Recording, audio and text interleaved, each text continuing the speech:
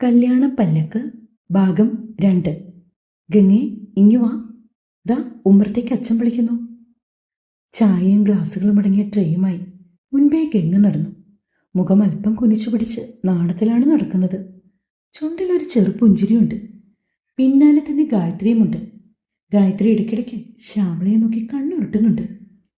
ചേച്ചിയുടെ പെണ്ണുകാണലിന് താൻ എന്തിനാണ് ഇതുകൊണ്ട് പോകുന്നത് എന്നാണ് അവളുടെ ചോദ്യം. ശ്യാമള പക്ഷെ അതൊന്നും ചെവിക്കൊണ്ടില്ല. ഗംഗ ഹോളിലേക്ക് എത്തിയതും പതിയെ പലഹാരങ്ങളുമായി ഗായത്രി വന്നു. ഗംഗയെപ്പോലെ മുഖം കുനിച്ചൊന്നുമല്ല ഗായത്രിയുടെ നടപ്പ്. എല്ലാരെയും നോക്കി മുൻപ് പരിചയമുള്ള പോലെ ഒരു ചിരിയൊക്കെ പാസ്സാക്കി ആള് നടന്നു. എന്നിട്ട് പലഹാരം ടേബിളിന്റെ മുകളിൽ വെച്ചു.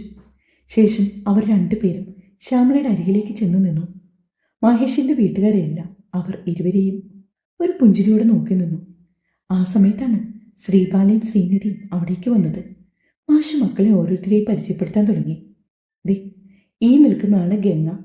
മഹേഷിന് വേണ്ടി നമ്മൾ ആലോചിച്ചത്. ആള് PG ഒക്കെ കഴിഞ്ഞിട്ട് 2 വർഷമായി. പക്ഷെ ആൾക്ക് ജോലിക്ക് പോകാൻ വലിയ താല്പര്യമില്ലെന്നാണ് പറയുന്നത്. ഒരു ചെറിയ ബ്രേക്കൊക്കെ എടുത്തിട്ട് പിന്നീട് PSCക്ക് ട്രൈ ചെയ്യാമെന്ന് പറയുന്നു. അതൊക്കെ ഞാൻ അവളുടെ ഇഷ്ടത്തിന് വിട്ടുകൊടുത്തു. കട്ടി കണ്ണടയൊന്ന് നേരെയാക്കി മാഷി ചിരിയോടെ പറഞ്ഞു നിർത്തി. ശേഷം ഗായത്രിയെ അടുത്തേക്ക് ചേർത്ത് നിർത്തി. ഇതാണ് എൻ്റെ 2ാമത്തെ മകൾ ഗായത്രി. PG ഫൈനൽ ഇയർ ആണ്. പിന്നെ ദാ ഈ നിൽക്കുന്ന 2 പേരും ശ്രീബാലയും ശ്രീനിധിയും. 2 ഇരട്ടക്കുട്ടികളാണേ. ഞാൻ പറഞ്ഞിട്ടില്ലേ, അനിയൻ്റെ മക്കൾ. ഇവർ 3 പേരും ഒരുമിച്ച് ഒരേ കോളേജിലാണ് PG പഠിക്കുന്നത്. ഈ വർഷം കൂടിയേ കോഴ്സുള്ളൂ. ഈ വർഷം കഴിയുമ്പോഴേക്കും 3 പേരുടെയും പഠിത്തം കഴിയും. വേണുമാഷ് പറഞ്ഞു നിർത്തി. മഹേഷിന്റെ കണ്ണുകൾ ഇടയ്ക്കിടയ്ക്ക് ഗംഗയിലേക്ക് നീളുന്നുണ്ട്. മുഖം കുനിച്ചു പിടിച്ചിരിക്കുകയാണെങ്കിൽ പോലും ഇടയ്ക്കിടയ്ക്ക് മഹേഷിന്റെ ഒരു നോട്ടം അവളും കൈമാറുന്നുണ്ട്. ഗായത്രിക്കാണെങ്കിൽ ഇതൊക്കെ കണ്ട് ചിരി വന്നു. പക്ഷെ അവൾ എന്തെങ്കിലും മിണ്ടിയാൽ ശ്യാമള നുള്ളുവോ എന്ന പേടിയിൽ അവൾ മിണ്ടാതെ അവിടെ നിന്നു. അപ്പോഴാണ് മാധവും പറഞ്ഞത്, എങ്കിൽ പിന്നെ ചെക്കനും പെണ്ണിനും എന്തെങ്കിലും സംസാരിക്കണമെങ്കിലാകാം. അത് കേട്ടതും മഹേഷ് ഇരുന്നിടത്ത് നിന്നു എഴുന്നേറ്റ് ഗംഗ പതിയെ അവന്റെ അരികിലേക്ക് ചെന്നു. അവരിരുവരും കൂടി മുറ്റത്തേക്ക് ഇറങ്ങി. മുറ്റത്തിന് തണൽ വിരിച്ചു നിൽക്കുന്ന വലിയൊരു മൂവാണ്ടന്മാവുണ്ട്. അതിനെ ചുവട്ടിൽ നിന്നാണ് ഇരുവരുടെയും വർത്തമാനം. ഗായത്രിക്കാണെങ്കിൽ ഈ വക പരിപാടികളൊക്കെ ബോറടിക്കുന്നുണ്ടായിരുന്നു.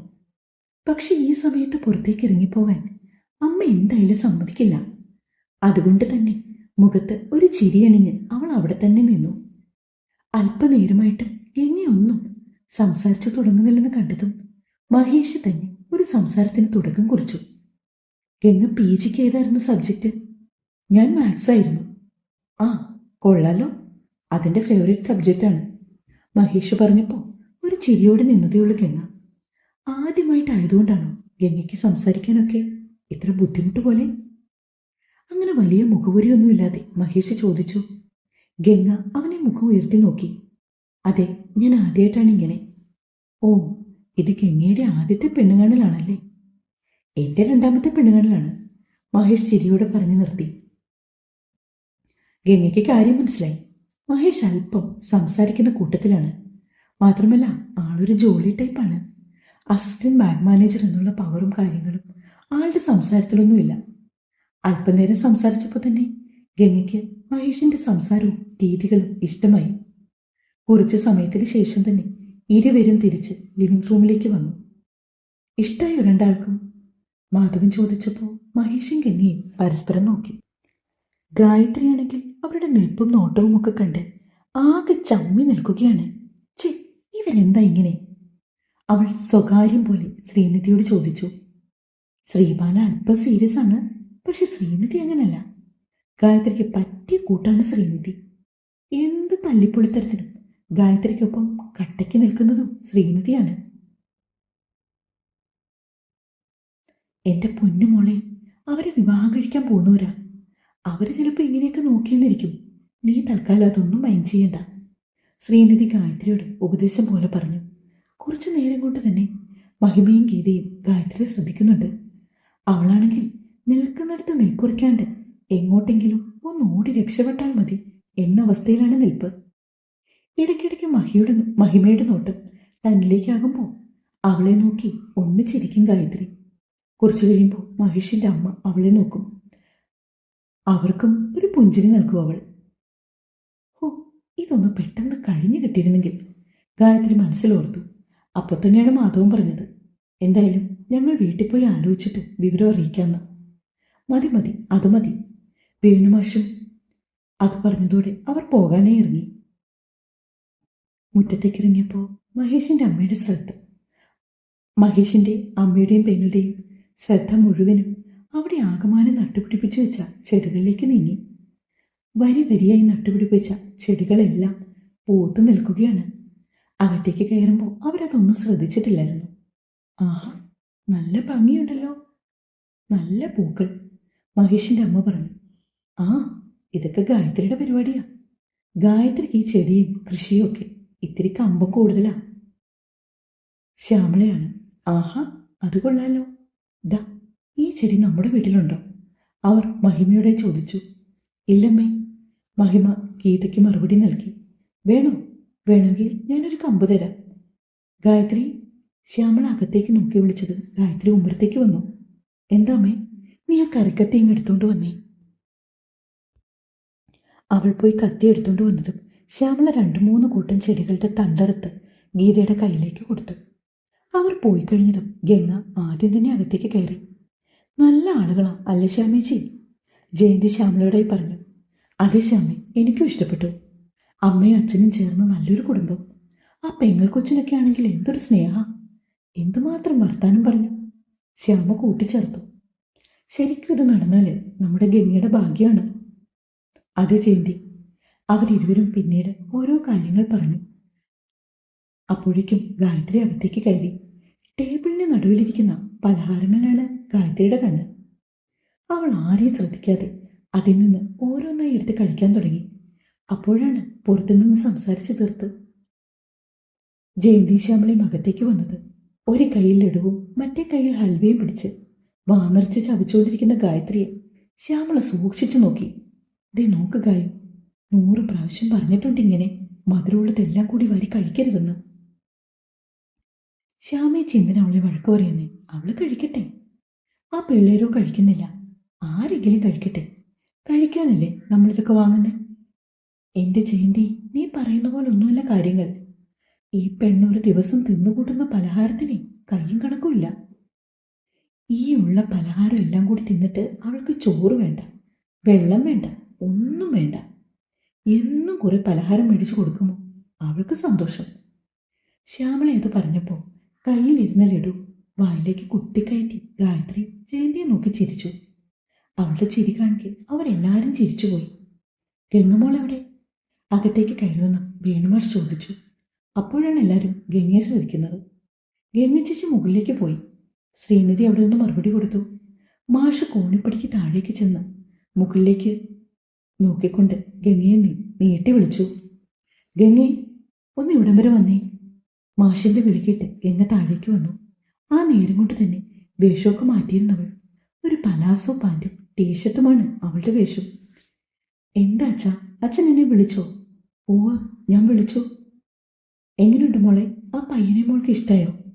വേണുമാഷിന്റെ ആ ചോദ്യത്തിന് ഗംഗ നാണത്തിൽ കലർന്ന ഒരു പുഞ്ചിരിയാണ് സമ്മാനിച്ചത്. ഇതിനോടകം തന്നെ മാഷിനും ശ്യാമളയ്ക്കും ജയന്തിക്കും മറ്റെല്ലാവർക്കും മനസ്സിലായി ഗംഗയ്ക്ക് മഹേഷിനെ ഇഷ്ടമായി എന്ന്. മാഷിന്റെ മുഖത്ത് ആ സന്തോഷം പ്രതിഫലിച്ചു. അത്രയേറെ ഇഷ്ടമുണ്ടായിരുന്ന ആ സ്റ്റുഡന്റ് ഇനി എന്നും തൻ്റെ മകളുടെ ജീവിതത്തിൽ ഉണ്ടാകുമല്ലോ എന്ന ചിന്തയിൽ പോലും വേണുമാഷിന് ഒരുപാട് സന്തോഷം തോന്നി. എങ്കിൽ മോള് മുകളിലേക്ക് പോയിക്കോ, അവർ വിളിക്കുമ്പോൾ അച്ഛൻ പറയും കേട്ടോ മോൾക്ക് ഇഷ്ടമായി എന്ന്. പറഞ്ഞോളൂ അച്ഛ. അതും പറഞ്ഞുകൊണ്ട് ഗംഗ ഒരു ചെറു ചിരിയോട് മുകളിലേക്ക് പോയി. മാഷ് ശ്യാമളയ്ക്ക് അടുത്തേക്ക് വന്നു. എങ്ങനെയുണ്ട് ശ്യാമള? പയ്യനെപ്പറ്റി നീ എന്തു പറയുന്നു? ശ്യാമളയും ജയന്തിയിരിക്കെ തന്നെ വേണുമാഷ് അവിടെ ഇരുവരോട് സംസാരിച്ചു. നല്ല ആളുകളാ വേണിച്ചേട്ടാ, ഒത്തുകിട്ടിയ നമ്മുടെ ഭാഗ്യമാണ്. നല്ല തങ്കപ്പെട്ട ഒരു കുടുംബമല്ലേ? ജയന്തി പറഞ്ഞു. അതേ മാഷേ, എനിക്കും അതുതന്നെയാ പറയാൻ. നല്ല ആളുകൾ. എനിക്കും ഒരുപാട് ഇഷ്ടപ്പെട്ടു. പിന്നെ മാഷി പഠിപ്പിച്ച കുട്ടിയായതുകൊണ്ട് പറയല്ല. എന്താ അച്ചടക്കം, എന്ത് നല്ല സംസാരം, നല്ലൊരു കുട്ടി. മഹേഷിനെ പറ്റി ശ്യാമളയും പറഞ്ഞു നിർത്തി. ആദ്യം അവർ എന്താണ് പറയുന്നത് നോക്കാം. അവർക്ക് സമ്മതമാണെങ്കിൽ നമുക്കും സമ്മതമാണ് തന്നെ പറയാം. അങ്ങനെയാണെങ്കിൽ ഒരു 6 മാസത്തെ സാവകാശം ചോദിക്കാം. സഹകരണ ബാങ്കിൽ ഞാനൊരു ലോണിന് പറഞ്ഞിട്ടുണ്ട്. കാര്യം മഹേഷൊക്കെ സ്ത്രീധനത്തിന് എതിർ പറയും. സ്ത്രീധനമായിട്ടൊന്നും കൊടുക്കണ്ട, എങ്കിലും നമ്മുടെ സന്തോഷത്തിന് ഗംഗയ്ക്ക് എന്തെങ്കിലും കൊടുക്കണം. അത് കൊടുത്തേ പറ്റൂ മാഷേ, ശ്യാമള പറഞ്ഞു. അതേ സമയം തന്നെയായിരുന്നു മാധവന്റെ ഫോണിൽ നിന്നും വേണുവിന്റെ ഫോണിലേക്ക് ഒരു കോൾ വന്നത്. ഇരു വീടുകളും തമ്മിൽ 10-15 മിനിറ്റിന്റെ വ്യത്യാസമേ ഉള്ളൂ. ഇരുവരുടെയും വീടൊക്കെ കഴിഞ്ഞാൽ കുറച്ചകലം മാറി ഒരു പുഴയുണ്ട്. നല്ല വീതിയേറിയ ഒരു പുഴ. ആ പുഴയുടെ അക്കരെ സൈഡിലാണ് മഹേഷൊക്കെ താമസിക്കുന്നത്. പണ്ടൊക്കെ വള്ളങ്ങളിലായിരുന്നു ആളുകൾ അങ്ങോട്ടും ഇങ്ങോട്ടും സഞ്ചരിച്ചത്.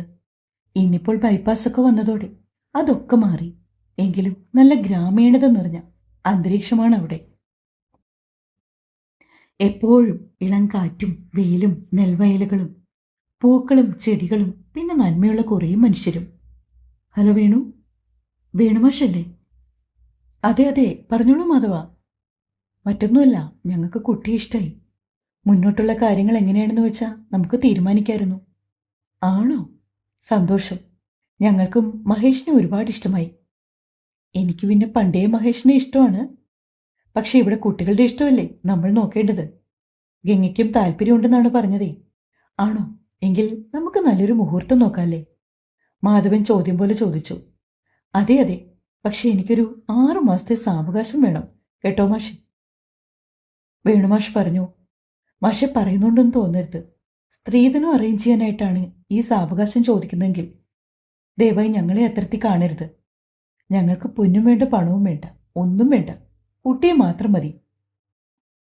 ഇത് വെറും വാക്ക് പറയുന്നതല്ല, അതുമാത്രം മതി. മാധവ, നിങ്ങൾ അങ്ങനെയൊക്കെ പറഞ്ഞാൽ അതൊക്കെ ശരി തന്നെയാണ്. പക്ഷേ ഞങ്ങൾക്കും ചില മോഹങ്ങളൊക്കെ ഉണ്ട്. അതൊന്നും കുഴപ്പമില്ല മാഷേ. 6 മാസത്തെ താമസമല്ലേ, അതൊക്കെ നമുക്ക് പരിഗണിക്കാവുന്നതേ ഉള്ളൂ. തമാശ പോലെ മാധവൻ പറഞ്ഞു നിർത്തി. സന്തോഷത്തോടെ വേണു ഫോൺ വെച്ചു. പിന്നീട് വേണു പറഞ്ഞ കാര്യങ്ങൾ കേൾക്കെ ശ്യാമളയ്ക്കും ജയന്തിക്കും ഒരുപോലെ സന്തോഷം. അതിനേക്കാൾ ഏറെ സന്തോഷത് ഗായത്രിയാണ്. അങ്ങനെ തനിക്കും സ്വന്തമായിട്ടൊരു ചേട്ടൻ വരാൻ പോന്നു. മുൻപ് സ്കൂളിലൊക്കെ പഠിച്ചുകൊണ്ടിരുന്ന നേരത്ത് കൂട്ടുകാരൊക്കെ ഗർവോടെ ചേട്ടന്മാരുടെ ബൈക്കിലും കാറിനും വന്ന് സ്കൂൾ മുറ്റത്തേക്ക് ഇറങ്ങുന്ന നേരത്ത് ഒരുപാട് ആഗ്രഹിച്ചിട്ടുണ്ട് സ്വന്തമായി ഒരു ചേട്ടനുണ്ടായിരുന്നെങ്കിലെന്ന്. ആ ആഗ്രഹമാണ് ഇനി കുറച്ചധികം നാളുകൾക്കുള്ളിൽ സഫലമാകാൻ പോകുന്നത്. ഗായത്രി സന്തോഷം കൊണ്ട് തുള്ളിച്ചാടി. തുടരും.